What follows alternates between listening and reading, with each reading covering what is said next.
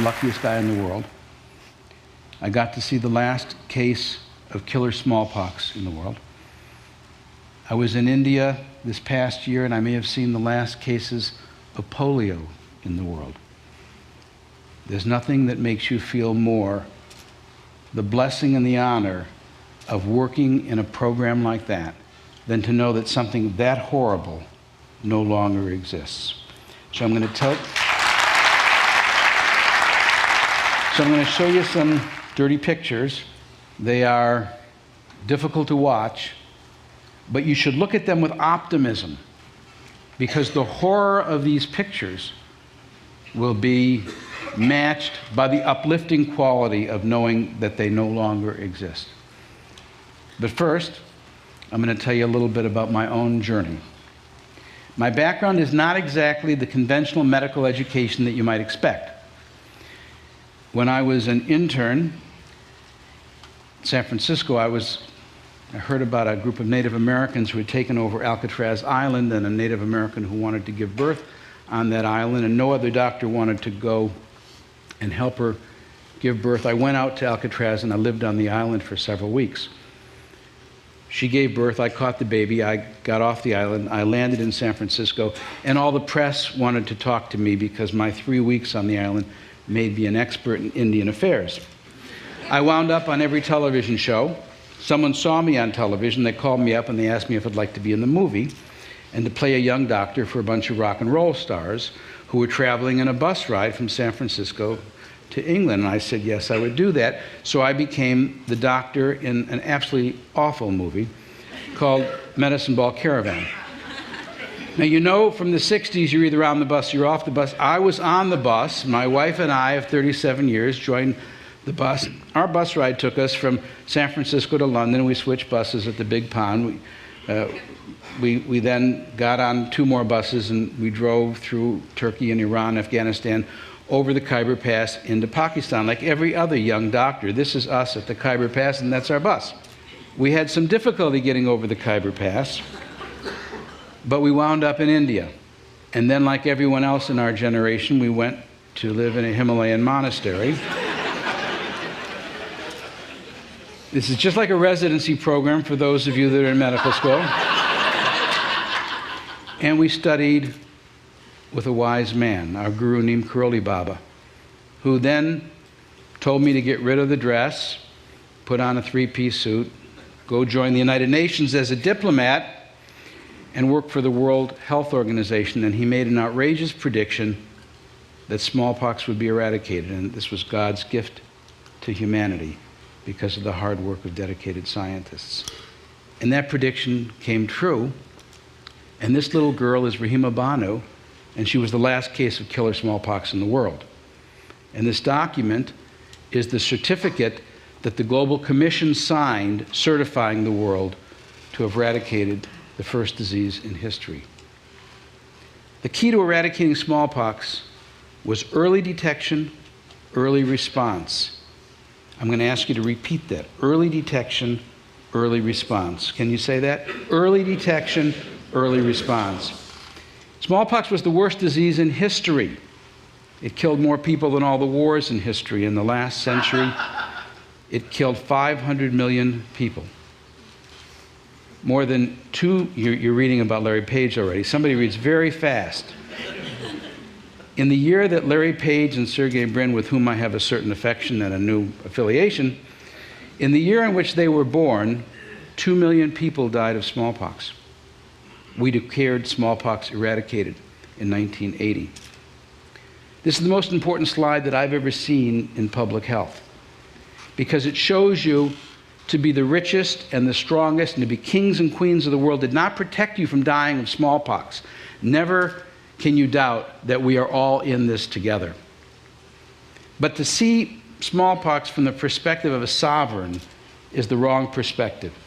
You should see it from the perspective of a mother watching her child develop this disease and standing by helplessly. Day 1, day 2, day 3, day 4, day 5, day 6. You're a mother and you're watching your child, and on day 6, You see pustules that become hard. Day 7, they show the classic scars of smallpox umbilication. Day 8. And Al Gore said earlier that the most photographed image in the world, the most printed image in the world, was that of the Earth. But this was in 1974, and as of that moment, this photograph was the photograph that was the most widely printed, because we printed 2 billion copies of this photograph, and we took them hand to hand, door to door, to show people and ask them if there was smallpox in their house, because that was our surveillance system. We didn't have Google, we didn't have web crawlers, we didn't have computers. By day 9, you look at this picture and you're horrified. I look at this picture and I say, thank God, because it's clear that this is only an ordinary case of smallpox, and I know this child will live. And by day 13, the lesions are scabbing, his eyelids are swollen, but you know this child has no other secondary infection. And by day 20, while he will be scarred for life, he will live. There are other kinds of smallpox that are not like that. This is confluent smallpox, in which there isn't a single place on the body where you could put a finger and not be covered by lesions.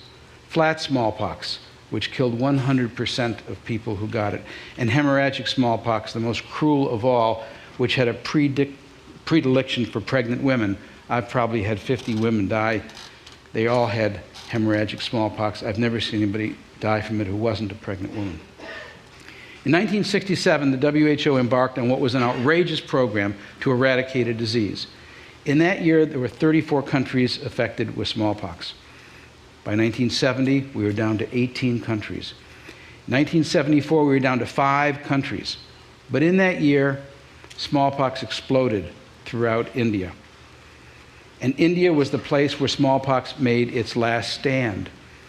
In 1974, India had a population of 600 million. There are 21 linguistic states in India, which is like saying 21 different countries.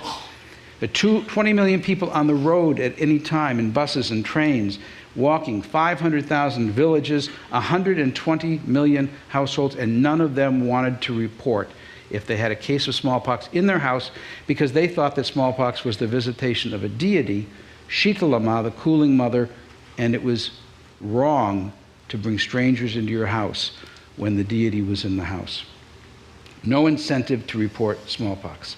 It wasn't just India that had smallpox deities. Smallpox deities were prevalent all over the world. So how we eradicated smallpox was max vaccination wouldn't work. You could vaccinate everybody in India, but 1 year later there'd be 21 million new babies, which was then the population of Canada. It wouldn't do just to vaccinate everyone. You had to find every single case of smallpox in the world at the same time and draw a circle of immunity around it. And that's what we did. In India alone, my 150,000 best friends and I went door to door with that same picture to every single house in India. We made over 1 billion house calls. And in the process, I learned something very important. Every time we did a house-to-house search, we had a spike in the number of reports of smallpox. When we didn't search, we had the illusion that there was no disease. When we did search, we had the illusion that there was more disease. A surveillance system was necessary because what we needed was early detection, early response. So we searched, and we searched, and we found every case of smallpox in India. We had a reward. We raised the reward. We continued to increase the reward. We had a scorecard that we wrote on every house. And as we did that, the number of reported cases in the world dropped to 0. And in 1980, we declared the globe free of smallpox. It was the largest campaign in United Nations history until the Iraq War. 150,000 people from all over the world, doctors of every race, religion, culture, and nation, who fought side by side, brothers and sisters, with each other, not against each other, in a common cause to make the world better. But smallpox was the 4th disease that was intended for eradication. We failed 3 other times. We failed against malaria, yellow fever, and yaws. But soon, we may see polio eradicated. But the key to eradicating polio is early detection, early response. This may be the year we eradicate polio. That will make it the second disease in history.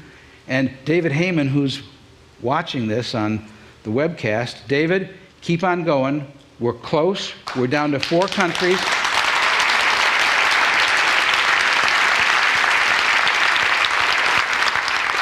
I feel like Hank Aaron, Barry Bonds can replace me anytime. Let's get another disease off the list of terrible things to worry about. I was just in India working on the polio program. The polio surveillance program is 4 million people going door to door. That is the surveillance system. But we need to have early detection, early response. Blindness, the same thing. The key to discovering blindness is doing epidemiological surveys and finding out the causes of blindness so you can mount the correct response. The SEVA Foundation was started by a group of alumni of the smallpox eradication program who, having climbed the highest mountain, tasted the elixir of the success of eradicating a disease, wanted to do it again. And over the last 27 years, SEVA's programs in 15 countries have given back sight to more than 2 million blind people. SEVA got started because we wanted to apply these lessons of surveillance and epidemiology to something which nobody else was looking at as a public health issue, blindness, which heretofore had been thought of only as a clinical disease. In 1980, Steve Jobs gave me that computer, which is Apple number 12, and it's still in Kathmandu, and it's still working, and we ought to go get it and auction it off and make more money for SEVA. And we conducted the first Nepal survey ever done for health and the first nationwide blindness survey ever done, and we had astonishing results. Instead of finding out what we thought was the case, that blindness was caused mostly by glaucoma and trachoma, we were astounded to find out that blindness was caused instead by cataract. You can't cure or prevent what you don't know is there. In your TED packages, there's a DVD, Infinite Vision, about Dr. V and the Aravind Eye Hospital. I hope that you will take a look at it. Aravind, which started as a SEVA project, is now the world's largest and best eye hospital. This year, that one hospital will give back sight to more than 300,000 people in Tamil Nadu, India. Bird flu, I stand here as a representative of all terrible things. This might be the worst. The key to preventing or mitigating pandemic bird flu is early detection and rapid response. We will not have a vaccine or adequate supplies of an antiviral to combat bird flu if it occurs in the next 3 years. WHO stages the progress of a pandemic. We are now at stage 3 on the pandemic alert stage, with just a little bit of human-to-human transmission, but no human-to-human-to-human sustained transmission. The moment WHO says we've moved to category 4, this will not be like Katrina. The world as we know it will stop. There'll be no airplanes flying. Would you get in an airplane with 250 people you didn't know coughing and sneezing when you knew that some of them might carry a disease that could kill you, for which you had no antivirals or vaccine? I did a study of the top epidemiologists in the world in October. I asked them, these are all fluologists and specialists in influenza, and I asked them the questions you'd like to ask them. What do you think the likelihood is that there'll be a pandemic? If it happens, how bad do you think it'll be? 15% said they thought there'd be a pandemic within 3 years. But much worse than that, 90% said they thought there'd be a pandemic within your children or your grandchildren's lifetime. And they thought that if there was a pandemic, 1 billion people would get sick. As many as 165 million people would die. There would be a global recession and depression as our just-in-time inventory system and the tight rubber band of globalization broke, and the cost to our economy of $1 to $3 trillion would be far worse for everyone than merely 100 million people dying, because so many more people would lose their job and their health care benefits that the consequences are almost unthinkable. And it's getting worse because travel is getting so much better. Let me show you a simulation of what a pandemic looks like so we know what we're talking about. Let's assume, for example, that the first case occurs in South Asia. It initially goes quite slowly. You get 2 or 3 discrete locations. Then there'll be secondary outbreaks. And the disease will spread from country to country so fast that you won't know what hit you. Within 3 weeks, it will be everywhere in the world.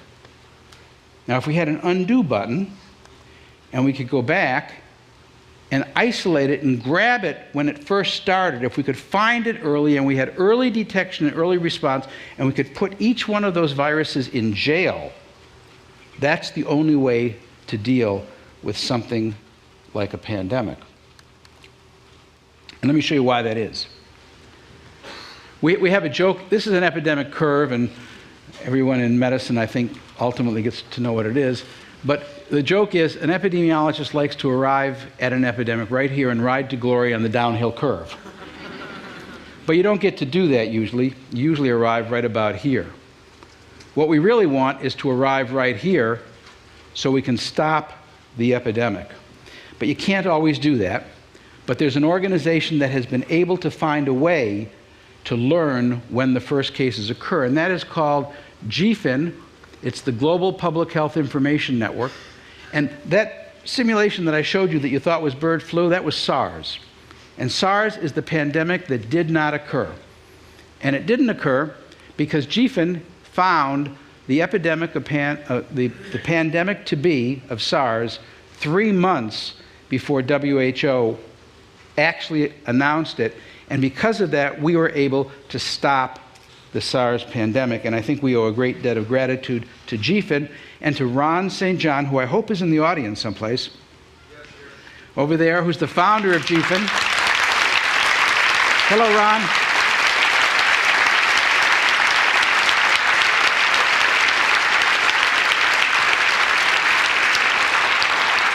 And Ted has flown Ron here from Ottawa, where GPHIN is located, because not only did GPHIN find SARS early, but you may have seen last week that Iran announced that they had bird flu in Iran.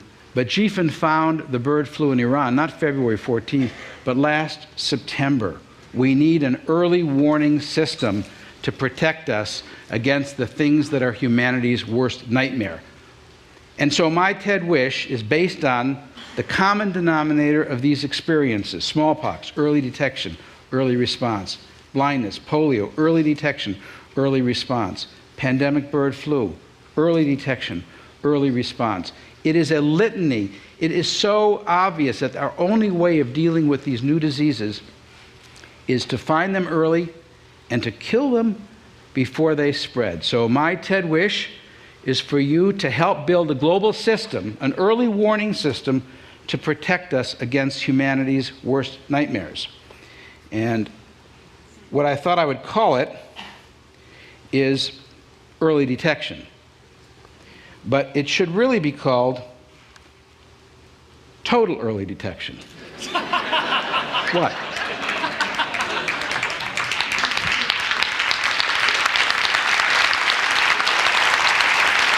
What?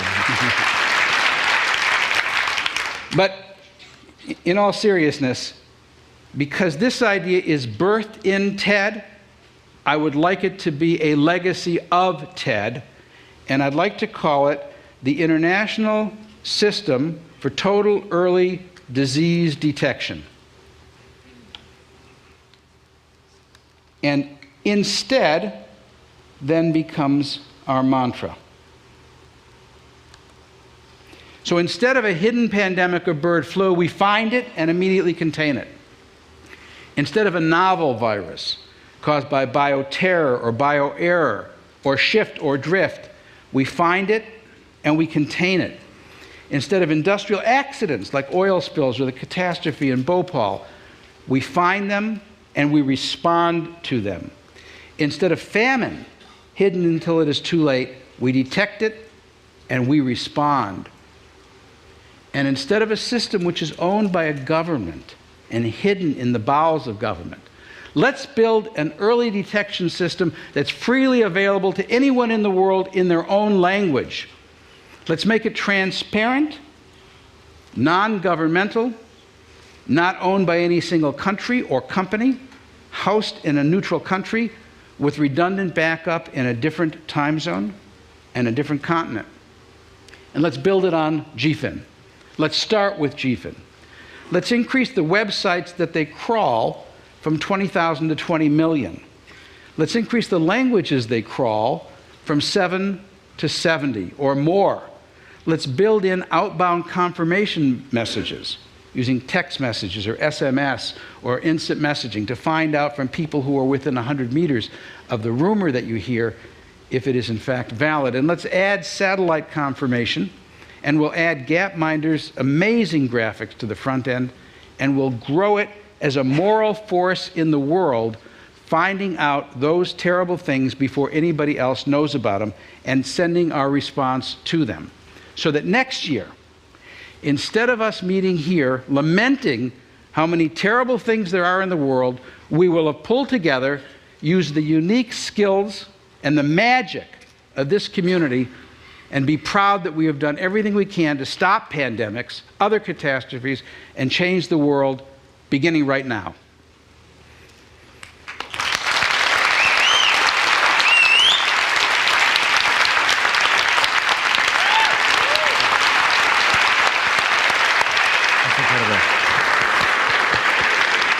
We need to take. So, an amazing presentation. First of all, just so everyone understands, you were saying that by creating web crawlers, looking on the internet for patterns, they can detect something suspicious before WHO, before anyone else can see it. Just give an example of how that could possibly be true. First of all, you're not mad about the copyright violation? No, I love it. Well, as Ron St. John, I hope you'll go and meet him in the dinner afterwards and talk to him. When he started GFIN, in 1997, there was an outbreak of bird flu, H5N1. It was in Hong Kong. And a remarkable doctor in Hong Kong responded immediately by slaughtering 1.5 million chickens and birds, and they stopped that outbreak in its tracks. Immediate detection, immediate response. Then a number of years went by, and there were a lot of rumors about bird flu. Ron and his team in Ottawa began to crawl the web, only crawling 20,000 different websites, mostly periodicals, and they read about and heard about a concern of a lot of children who had high fever and symptoms of bird flu. They reported this to WHO. WHO took a little while taking action because WHO will only receive a report from a government because it's the United Nations. But they were able to point to WHO and let them know that there was this surprising and unexplained cluster of illnesses that looked like bird flu. That turned out to be SARS. That's how the world found out about SARS. And because of that, we were able to stop SARS. Now, what's really important is that before there was GFIN, 100% of all the world's reports of bad things, whether you're talking about famine or you're talking about bird flu or you're talking about Ebola, 100% of all those reports came from nations. The moment these guys in Ottawa, on a budget of $800,000 a year, got cracking, 75% of all the reports in the world came from GFIN, 25% of all the reports in the world came from all the other 180 nations. Now, here's what's real interesting. After they'd been working for a couple years, what do you think happened to those nations? They felt pretty stupid. So they started sending in their reports early, and now their reporting percentage is down to 50% because other nations have started to report. So can you find diseases early by crawling the web? Of course you can. Can you find them even earlier than GFIN does now? Of course you can. You saw that they found SARS using their Chinese web crawler a full 6 weeks before they found it using their English web crawler. Well, they're only crawling in 7 languages. these bad viruses really don't have any intention of showing up first in English or Spanish or French. So, yes, I want to take GFN, I want to build on it, I want to add all the languages of the world that we possibly can. I want to make this open to everybody so that the health officer in Nairobi or in Patna, Bihar, will have as much access to it as the folks in Ottawa or in CDC. And I want to make it part of our culture that there is a community of people who are watching out for the worst nightmares of humanity, and that it's accessible to everyone.